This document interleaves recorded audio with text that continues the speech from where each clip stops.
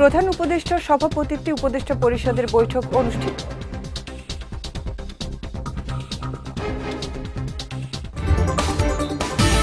কিছু রাজনৈতিক দল নির্বাচন পেছানোর চেষ্টা করছে, মন্তব্য মির্জা ফখরুলের।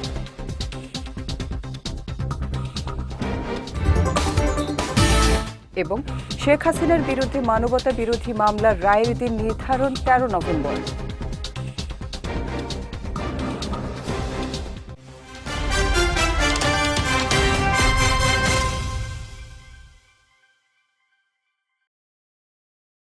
আসসালামু আলাইকুম। পুষ্টিচার নিবেদিত বিজয় রাতের সংবাদে আমন্ত্রণ জানাচ্ছি আমি উম্মে কুলসুম। শুনছিলেন শিরোনাম, এবারে বিস্তারিত। প্রধান উপদেষ্টা ডক্টর মোহাম্মদ ইউনূসের সভাপতিত্বে রাজধানীতে উপদেষ্টা পরিষদের সভা অনুষ্ঠিত হয়েছে। আজ তেজগাঁওয়ে প্রধান উপদেষ্টার কার্যালয়ে এই সভা অনুষ্ঠিত হয়। বৈঠকে 2টি আইন চূড়ান্তভাবে অনুমোদন ও 3টি আইন নীতিগতভাবে অনুমোদন করা হয়েছে বলে জানিয়েছেন আইন উপদেষ্টা ডক্টর আসিফ নজরুল। বিকেলে রাজধানীর ফরেন সার্ভিস একাডেমির মিলনায়তনে এক ব্রিফিংয়ে তিনি এ কথা জানান। আসিফ নজরুল বলেন, বৈঠকে শ্রম আইন অ্যামেন্ডমেন্ট ও নির্বাচন সংশ্লিষ্ট আরপিও আইন চূড়ান্তভাবে পাশ হয়েছে। আর দুর্নীতি দমন কমিশন আইন, জুলাই স্মৃতি জাদুঘর আইন ও সুপ্রিম কোর্ট সচিবালয় আইনের ব্যাপারে নীতিগত অনুমোদন করা হয়েছে। আজকে আমাদের খুবই ইম্পর্ট্যান্ট 2টা আইন পাশ হয়েছে আর 3টা আইনের নীতিগত অনুমোদন হয়েছে। যে আইনগুলো পাশ হয়েছে চূড়ান্তভাবে, একটা হচ্ছে বাংলাদেশ শ্রম আইন অ্যামেন্ডমেন্ট অর্ডিন্যান্স, আরেকটা হচ্ছে আপনার আরপিও।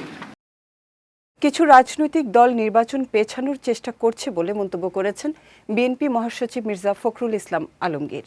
সকালে রাজধানীর ইনস্টিটিউশন অব ডিপ্লোমা ইঞ্জিনিয়ার্সে মহাকালের মহানায়ক শহীদ জিয়া নামক একটি বইয়ের মোড়ক উন্মোচন অনুষ্ঠানে তিনি এ মন্তব্য করেন। সংস্কারের মধ্য দিয়ে বিএনপির জন্ম হয়েছে উল্লেখ করে মির্জা ফখরুল বলেন, রাষ্ট্রের জন্য একটি নির্বাচিত সরকার খুবই প্রয়োজন। বিএনপি সবসময় সংস্কারের পক্ষে। এ সময় দ্রুত নির্বাচনের মাধ্যমে একটি রাজনৈতিক সরকার দেশের দায়িত্ব না নিলে দেশের অর্থনীতি, রাজনীতি, শিক্ষা সবকিছুই আরও কঠিন পরিস্থিতিতে পড়বে বলেও মন্তব্য করেন তিনি। এখন এই 1 বছরের মধ্যে আমরা আমাদের যে অন্তর্বর্তী সরকার আছে তাকে সহযোগিতা দিয়ে আর সহযোগিতা করে আমরা একটা জায়গায় আসার চেষ্টা করছি, একটা নির্বাচন যেন করা যায়। আমি কোন দলকে দোষারোপ করতে চাই না, কোন ব্যক্তিকে দোষারোপ করতে চাই না, কিন্তু হতাশার সঙ্গে লক্ষ্য করি যে কোনো রাজনৈতিক দল নির্বাচন যেন পিছিয়ে যায়, নির্বাচন যেন সঠিক সময় না হয় তার চেষ্টা করছে। এটা ঠিক হচ্ছে না। একটি রাজনৈতিক দল জুলাই সনদে স্বাক্ষর করার সুযোগ খুঁজছে বলে মন্তব্য করেছেন বিএনপির স্থায়ী কমিটির সদস্য সালাউদ্দিন আহমদ। আজ জাতীয় প্রেস ক্লাবে আয়োজিত এক সেমিনারে তিনি এ মন্তব্য করেন। সালাউদ্দিন আহমদ বলেন, একটি রাজনৈতিক দল বলছে বিএনপি চাপে পড়ে জুলাই সনদে গণভোটের প্রস্তাব মেনে নিয়েছে, অথচ বিএনপি বলেছে জাতীয় নির্বাচনের দিনই জুলাই সনদ নিয়ে গণভোট হতে পারে। সেমিনারে প্রধান উপদেষ্টা আদেশ জারি ও প্রজ্ঞাপনের মাধ্যমে জুলাই সনদকে আইনি কাঠামো দিতে পারেন বলেও জানান এ বিএনপি নেতা। একই দিনে একটি গণভোটের আয়োজন করা যেতে পারে ছোট্ট একটা ব্যালটের মধ্যে, শুধু জুলাই জাতীয় সনদের পক্ষে অথবা বিপক্ষে, হ্যাঁ অথবা না বলুন, এর মধ্যে। তো এই প্রস্তাব তো আমাদের, এবং সেখানে 2টি রাজনৈতিক দল ছাড়া বাকি সবাই রাজনৈতিক দল এই বিষয়ে একমত হয়েছে এবং তারা সনদে স্বাক্ষরও করেছে। তবে এই 2টি রাজনৈতিক দলের একটি রাজনৈতিক দল স্বাক্ষর অনুষ্ঠানে স্বাক্ষর করতে গিয়েছে, যে 2টি রাজনৈতিক দলের কথা বলছি, আমি নাম নেব না, একটা রাজনৈতিক দল এখন স্বাক্ষর করার জন্য সুযোগ হচ্ছে।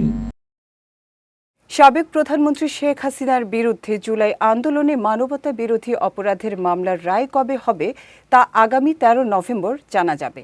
দুপুরে আন্তর্জাতিক অপরাধ ট্রাইব্যুনাল 1-এর চেয়ারম্যান বিচারপতি মোহাম্মদ গোলাম মর্তুজা মজুমদারের নেতৃত্বাধীন 3 সদস্যের বিচারিক প্যানেল এ তারিখ ঘোষণা করেন। এর আগে বুধবার বিকেলে আন্তর্জাতিক অপরাধ ট্রাইব্যুনাল প্রাঙ্গণে এক সংবাদ সম্মেলনে প্রসিকিউটর মিজানুল ইসলাম জানান, শেখ হাসিনা সহ ৩ আসামির বিরুদ্ধে জুলাই আন্দোলন দমনে মানবতা বিরোধী অপরাধের মামলায় আসামিপক্ষের আইনজীবীদের যুক্তিতর্ক উপস্থাপন শেষ হয়েছে। এ মামলায় ৩ জনের বিরুদ্ধে মানবতা বিরোধী অপরাধের ৫টি অভিযোগ আনে প্রসিকিউশন। এবার পুষ্টি চিনিগুড়া চাল নিবেদিত জেলা সংবাদ।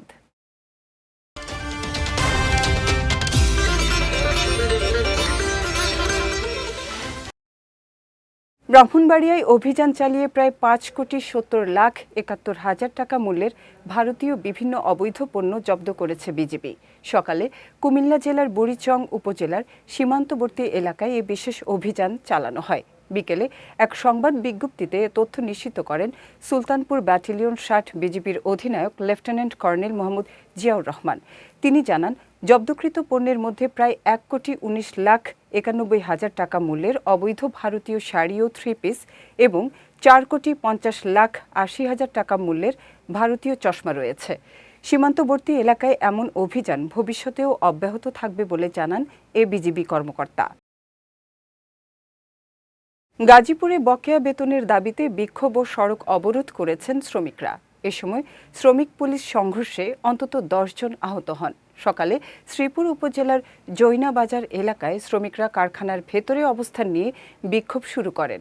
পরে তারা ঢাকা ময়মনসিংহ মহাসড়ক অবরোধ করলে দীর্ঘ যানজট সৃষ্টি হয়। এ সময় শ্রমিক ও পুলিশের মধ্যে সংঘর্ষে নারী শ্রমিকসহ ১০ থেকে ১২ জন আহত হন। আহতদের স্থানীয় হাসপাতাল ও ময়মনসিংহ মেডিকেল কলেজ হাসপাতালে ভর্তি করা হয়। এ বিষয়ে কালিয়াকৈর সার্কেলের অতিরিক্ত পুলিশ সুপার মেরাজুল ইসলাম বলেন, খবর পেয়ে ইন্ডাস্ট্রিয়াল পুলিশ, শ্রীপুর থানা পুলিশ ও সেনাবাহিনী ঘটনাস্থলে গিয়ে পরিস্থিতি নিয়ন্ত্রণে আনে। তবে বিকেলে শ্রমিকরা আবারও মহাসড়ক অবরোধের চেষ্টা করলে টিয়ার শেল নিক্ষেপ করে তাদের ছত্রভঙ্গ করে দেয় পুলিশ।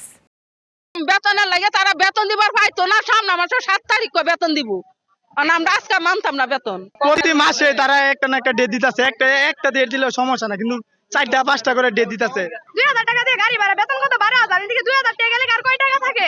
রাস্তাঘাট ময়মনসিংহ ঢাকা ময়মনসিংহ সড়কটা যেটা কিছুক্ষণ আগে অবরোধ করা হয়েছিল সেটা এখন সচল রয়েছে। আমরা বেলা ১১টার দিকে খবর পাই যে ডাবল ইয়ার মিলসে হচ্ছে শ্রমিকরা একটু রাস্তা অবরোধ করেছে। পরে তৎক্ষণাৎ পুলিশ আসে, আমাদের সাথে ইন্ডাস্ট্রিয়াল পুলিশ আছে, আমাদের পর্যাপ্ত সংখ্যক এখানে পুলিশ রয়েছে। চট্টগ্রামের আনোয়ারায় ডাকাতির প্রস্তুতিকালে আগ্নেয়াস্ত্র, গুলি ও দেশীয় অস্ত্রসহ ৭ জনকে গ্রেফতার করেছে পুলিশ। গোপন সংবাদের ভিত্তিতে গতকাল মধ্যরাতে উপজেলার কালীগঞ্জ ব্রিজ এলাকায় অভিযান চালানো হয়। অভিযানে 4টি সিএনজি নিয়ে ডাকাতির প্রস্তুতিকালে ২০ থেকে ২৫ জন ডাকাতকে ধাওয়া দেয় পুলিশের টহল দল। এ সময় ৭ জনকে গ্রেফতার করে পুলিশ। একই সঙ্গে একটি এলজি, একটি কার্তুজ, 5টি রামদা সহ বিভিন্ন দেশীয় অস্ত্র জব্দ করা হয়। আজ সংবাদ সম্মেলনে বিষয়টি নিশ্চিত করে আনোয়ারা সার্কেলের সহকারী পুলিশ সুপার মোহাম্মদ সোহানুর রহমান সোহাগ জানান, গ্রেফতারকৃতদের বিরুদ্ধে আইনগত ব্যবস্থা নেওয়া হয়েছে। এছাড়া আনোয়ারা থানা এলাকা জুড়ে টহল জোরদার করা হয়েছে বলেও জানিয়েছে পুলিশ। আমরা আশা করি যে অন্য যারা ছিল, উপস্থিত যারা ছিল, আমরা জিজ্ঞাসাবাদের মাধ্যমে, তদন্তের মাধ্যমে আমরা পরবর্তীতে তাদের নামগুলো বের করতে পারবো এবং পরবর্তীতে আমরা গ্রেফতার করতে সক্ষম হব আশা করি। পর্যাপ্ত জনবল ও প্রয়োজনীয় চিকিৎসা সামগ্রীর সংকট সহ নানা সমস্যায় ভুগছে জয়পুরহাটের মা ও শিশু কল্যাণ কেন্দ্র। এমন অবস্থায় প্রতিষ্ঠানটিতে চলছে নামমাত্র চিকিৎসা সেবা। ফলে চরম ভোগান্তিতে পড়েছেন সেবা নিতে আসা রোগী ও স্বজনরা। জয়পুরহাট প্রতিনিধি শীতল চন্দ্রের পাঠানো তথ্য ও চিত্রে বিস্তারিত সঞ্জিদা আজিজের ডেস্ক রিপোর্টে। ১৯৭৯ সালে প্রসূতি মা ও শিশুদের স্বাস্থ্যসেবা নিশ্চিত করতে জয়পুরহাট শহরের ধানমন্ডি এলাকায় প্রতিষ্ঠা করা হয় সরকারি মা ও শিশু কল্যাণ কেন্দ্রটি, যেটি জয়পুরহাট মাতৃমঙ্গল হাসপাতাল নামেও পরিচিত। তবে হাসপাতালটি মা ও শিশুর স্বাস্থ্যসেবার উদ্দেশ্যে প্রতিষ্ঠা হলেও বর্তমানে এখানে নামমাত্র সেবা পাচ্ছেন স্থানীয়রা। একসময় চিকিৎসা সেবায় হাসপাতালটি সুনাম কুড়ালেও বর্তমানে নানা সংকটে প্রতিষ্ঠানটির চিকিৎসা সেবায় ধস নেমেছে। হাসপাতালটিতে 7 মাস থেকে নেই ওষুধ সরবরাহ, প্রয়োজনীয় যন্ত্রপাতি না থাকায় বন্ধ আছে পরীক্ষা নিরীক্ষা, এমনকি এনেস্থেশিয়া ডাক্তার না থাকায় প্রায় 2 বছর থেকে সব ধরনের অপারেশন বন্ধ। এছাড়া হাসপাতালটির পুরাতন জরাজীর্ণ ভবনটিও ঝুঁকিপূর্ণ। এতে রোগীদের পাশাপাশি চরম দুর্ভোগ পোহাতে হচ্ছে হাসপাতালের কর্মীদের। এমন অবস্থায় দ্রুত সংকটগুলো সমাধান করার দাবি রোগী ও স্বাস্থ্যকর্মীদের। এখানে আগে ফ্রিতে ওষুধ দেওয়া হতো, সিজার ছিল, কিন্তু এখন ওষুধ আমাদের কিনে খাইতে হয় বাইরে থেকে। তাই আমরা এখানে ভালো চিকিৎসা পাচ্ছি না, এখানে ওষুধ পাচ্ছি না, সিজার হচ্ছে না, ভালো এনেস্থেশিয়া ডাক্তার নাই, শুধু ট্রিটমেন্ট পাচ্ছি, ফিক্সেশন দিচ্ছে, আমাদেরকে ওষুধ কিনে নিতে হচ্ছে। এখানটাতে ব্লাড টেস্টও করাতে পারিনি প্রসাব টেস্ট করাতো, মানে অর্থাৎ এখানে ল্যাবই নাই। তো সরকার যদি একটু সুদৃষ্টি দেয় তাহলে আমার মনে হয় জায়গাটা নতুন করে আবার জায়গায় উঠবে। আমরা তো গরিব মানুষ, আমাদেরকে বাইরের থেকে ওষুধ কিনে খেতে হচ্ছে। সরকার যদি এই ওষুধের ব্যবস্থাটা করে দিত অনেক ভালো হতো। সরকারের কাছে আমরা আকুল আবেদন জানাচ্ছি, যদি আমাদের প্রতি দৃষ্টি দেয় এবং আমাদেরকে যথেষ্ট পরিমাণে ওষুধপত্র এবং অ্যানেস্থেশিয়া ডাক্তার এবং আমাদের বেতন এগুলোর দিকে যদি সরকার নজর দেয় তাহলে আমরা খুবই উপকৃত হইতাম এবং সরকারের প্রতি কৃতজ্ঞতা বোধ করতাম। জনবলের অভাব, চিকিৎসা সামগ্রীর সংকট সহ নানা জটিলতায় রোগীদের কাঙ্ক্ষিত সেবা দেওয়া সম্ভব হচ্ছে না বলে জানান হাসপাতালের এই কর্মকর্তা। ম্যান পাওয়ার কম থাকার কারণে আমরা ওভাবে স্বাস্থ্যসেবা দিতে পারছি না।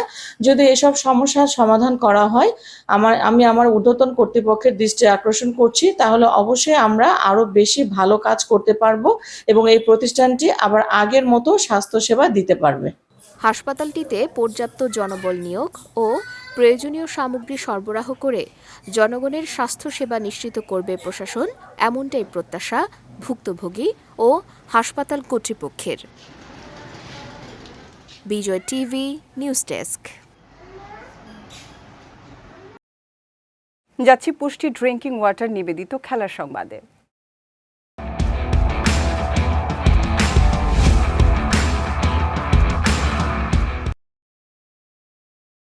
ত্রিদেশীয় টি-20 সিরিজের জন্য 15 সদস্যের স্কোয়াড ঘোষণা করেছে পাকিস্তান ক্রিকেট বোর্ড। স্কোয়াডে 10 মাস পর ফিরেছেন তারকা ক্রিকেটার বাবর আজম। আজ দক্ষিণ আফ্রিকা, শ্রীলঙ্কা ও জিম্বাবুয়ের বিপক্ষে আসন্ন সিরিজের জন্য দল ঘোষণা করে পিসিবি। টি-20তে সালমান আলী আগার অধিনায়কত্ব নিয়ে গুঞ্জন থাকলেও তার কাঁধেই থাকছে নেতৃত্ব। এছাড়া ওয়ানডে ফরম্যাটে প্রথমবারের মতো অধিনায়কত্বের দায়িত্ব পেয়েছেন শাহিন শাহ আফ্রিদি। আর প্রথমবারের মতো জাতীয় দলে ডাক পেয়েছেন উদীয়মান ক্রিকেটার উসমান তারিক। আগামী 17 থেকে 29 নভেম্বর পর্যন্ত পাকিস্তান আয়োজন করবে ত্রিদেশীয় টি-20 সিরিজ, যেখানে অংশ নেবে পাকিস্তান, শ্রীলঙ্কা ও জিম্বাবুয়ে। ফোর্বস প্রকাশিত সর্বোচ্চ আয় করা ফুটবলারের তালিকায় শীর্ষে থাকার পর এবার স্পোর্টস প্রোর তালিকাতেও ফুটবলারদের মধ্যে শীর্ষস্থান দখল করেছেন পর্তুগিজ সেন্সেশন ক্রিস্টিয়ানো রোনালদো।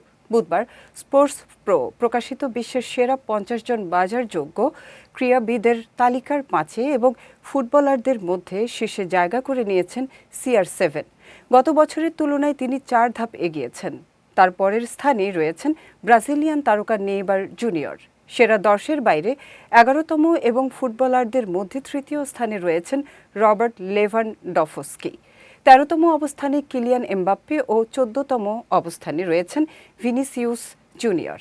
আর লিওনেল মেসি আছেন তালিকার 16তম স্থানে। ব্র্যান্ড শক্তি, অ্যাড্রেসেবল মার্কেট ও অর্থনৈতিক প্রভাবের ওপর ভিত্তি করে এ তালিকা করে থাকে স্পোর্টস প্রো। পুষ্টিচা নিবেদিত বিজয় রাতের সংবাদ শেষ করার আগে শিরোনামগুলো দেখে নিচ্ছি আরও একবার।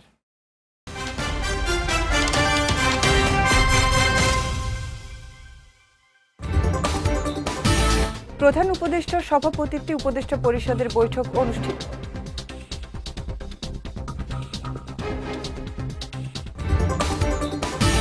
কিছু রাজনৈতিক দল নির্বাচন পেছানোর চেষ্টা করছে, মন্তব্য মির্জা ফখরুলের।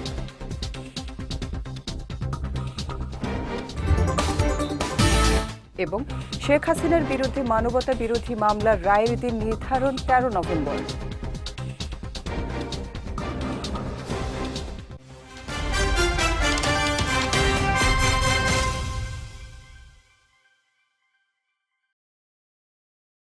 বিজয় রাতের সংবাদ শেষে আজকের মতো আমি উম্মে কুলসুম আপনাদের কাছ থেকে বিদায় নিচ্ছি। আগামীকাল একই সময়ে নতুন সব খবর দেখতে চোখ রাখুন বিজয় টিভিতে। এছাড়াও আজকের বিজয় রাতের সংবাদের ভিডিও দেখতে পারেন আমাদের ইউটিউব এবং ফেসবুক পেজে। আমাদের ইউটিউব হলো youtube.com/BJTVOfficial এবং আমাদের ফেসবুক পেজ হলো facebook.com/BJTVLimited। এতক্ষণ সঙ্গে থাকার জন্য ধন্যবাদ সবাইকে।